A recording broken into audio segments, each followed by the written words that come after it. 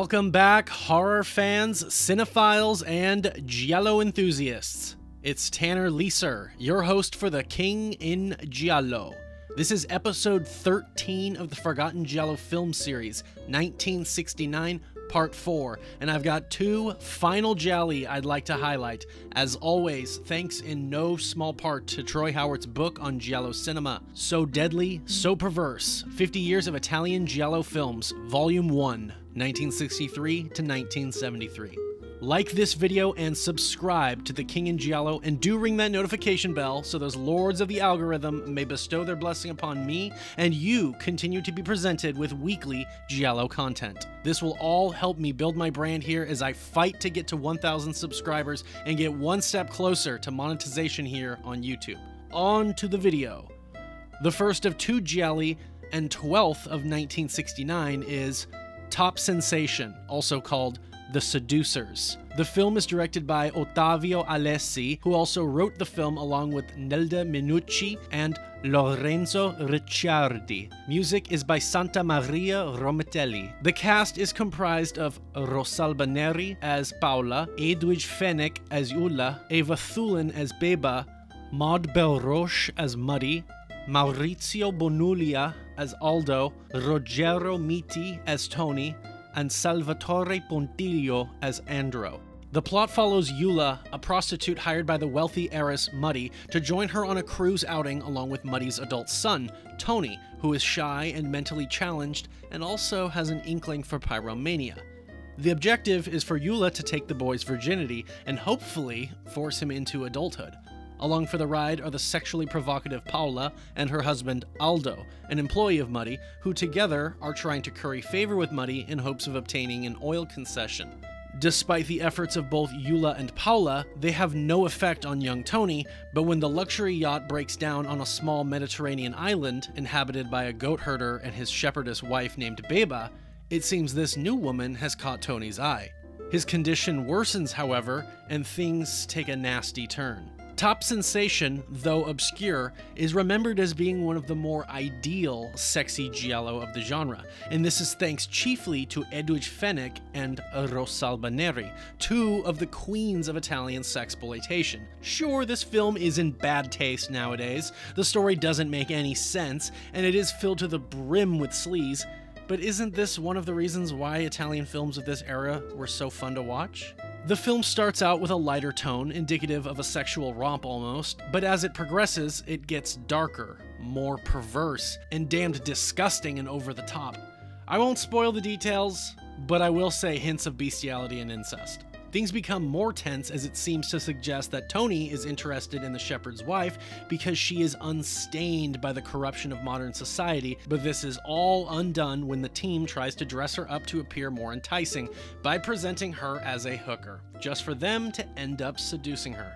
The movie casts aside the angle of a whodunit and instead engages us with how perverse things will get before it all erupts into violence at the hands of the tormented victims. Ottavio Alessi returns to direct his second giallo after Whatever Happened to Baby Toto, 1964, and as that movie was every bit as effective under a comedic lens, this film does the same but with a much darker tone. The shift to psychosexual thriller from erotic romp is handled effectively, and the pace is always kept moving forward, and the erotic elements likewise are provocative. Helping to drive the film onwards is Rosalba Neri, born in 1939. She began her cinematic journey in 1955, playing a menagerie of small parts. One of her first bigger roles was in the biblical epic Esther and the King, 1960, by Raoul Walsh and Mario Bava. Her filmography includes Hercules of the Desert, 1964, A Pepla, Johnny Yuma, 1966, a spaghetti western, Password, Kill Agent Gordon, 1966, a spy thriller, Justine, 1968, and 99 Women, 1969 by Jus Franco. Into the 1970s, she would appear in more erotic roles in Italian horror films and gialli, notably Lady Frankenstein, 1971, and The Devil's Wedding Night, 1973, and she would appear in the giallo films Slaughter Hotel, 1971, Amok, Smile Before Death, and The French Sex Murders, all from 1972. Neri was an icon of Italian sexploitation roles and always brought fresh energy to whatever film she was in. She retired from films in the 1980s.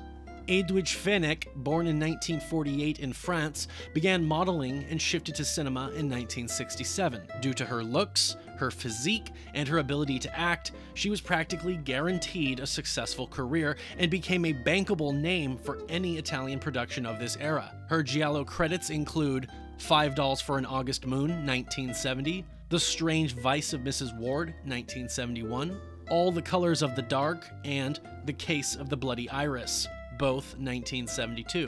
Besides being an icon of Giallo cinema, her most prominent roles were those of sex comedies such as The Schoolteacher, 1975 by Nando Cicero, and Confessions of a Lady Cop, 1976 by Massimo Tarantini. She worked a bit in the 1980s, but things definitely started to slow down for her. She made an appearance in Eli Roth's Hostel Part 2, 2007. As generally less known as this film is, the fact that it is the only Giallo with both Rosalba Neri and Edwige Fenech appearing in it together is reason enough why any fan of this genre must see this film. The final Giallo of 1969, 13th film for the year, and our last Giallo of the 60s is Giallo, le cugine, or Yellow, the Cousins. It is directed by Gianfranco Baldaneo and written by Augusto Finocchi, with music by Coriolano Gori. I'll also mention that the editor of the film is future director Bruno Mattei. The cast is played by Lisa Seagram as Marta Garbini, Maurizio Bonuglia as Pier Garbini. Yes, he was in the last film too. Caterina Barbero as Valentina Garbini, Renato De Carmine as Commissioner Sacciara, and Franco Ricci as Maresciallo Fiore. The plot follows Valentina and her husband Pierre as they journey to her family villa to hear the reading of Valentina's grandfather's will. Martha, Valentina's disapproving cousin, seems to reign over the villa. An unknown assailant murders Valentina, and in the aftermath of this, Martha begins seducing Pierre, who puts up no resistance to this. As Commissioner Sacciara investigates things, he believes that Pierre is the most logical suspect. But is he? This Giallo is one of the many few we have talked about which are damn near impossible to track down. Over the recent years, one can find the video in its entirety online, but the quality is very poor. The poor quality of the movie itself is reason enough why there is not a better version to be found. The film is typical of Italian movies of the post-1968 era, which often were themed after tumultuous events like the student protests, and the war between generations becomes the focal point of edgy storytelling, but leans on an overabundance of cliches and stereotypical one-dimensional character types. This movie switches gears to being a whodunit about halfway through, which might have been better conceived had the pacing not collapsed in on itself, or had the dialogue been better constructed. As indicative of numerous films that tried to say something in this brief period, but ultimately had nothing to say, or just didn't know how to articulate themselves, this Giallo is fundamentally weak as a movie, and its plot, dare say story, and themes are ultimately uninspired and unoriginal. The generational conflict never goes deep enough to warrant any merit, nor contains any substance. The thriller elements come in too late in the game, and erotic moments feel too forced and half-assed to boot. The cast seems checked out, and even the score is mostly recycled from another film, Four Times That Night, 1969 by Mario Bava. Sure, some variations on the musical themes are explored, but this attempt just seems typical with every other aspect of this film.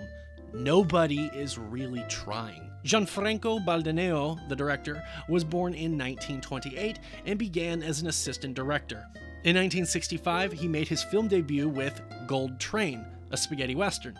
He directed a couple more spaghetti westerns such as Long Days of Hate, 1968, and Cult in the Hand of the Devil, 1973. His final project was a sex spoof of Close Encounters of the Third Kind, 1977, by Steven Spielberg, entitled Very Close Encounters of the Fourth Kind, 1978, in which he co-directed with Mario Gariazzo. And farewell to the proto-Giallo films of the 1960s. I hope you learned something new here, and if you are interested in watching these movies, look them up online, you might find them. If you do watch them or you've already seen them, I invite you to leave your thoughts on them in the comments. Let's start some discussions. Follow The King in Giallo on Instagram and give a like to The King in Giallo on Facebook. Subscribe here on YouTube if you aren't already, and join me every week for new Giallo film content. Upcoming content on The King in Giallo will be the overview, review, and Gialli tally for the 1970 Giallo trendsetter, The Bird with the Crystal Plumage, directed by Dario Argento, his first Giallo of many. Thank you very much for your continued support. This is Tanner Leeser for The King in Giallo, and if nothing else, I'll see you next time.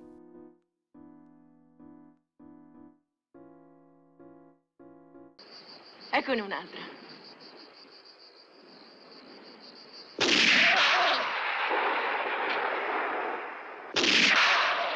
Colpo perfetto. Se era una tigre l'avrei colpita in mezzo agli occhi.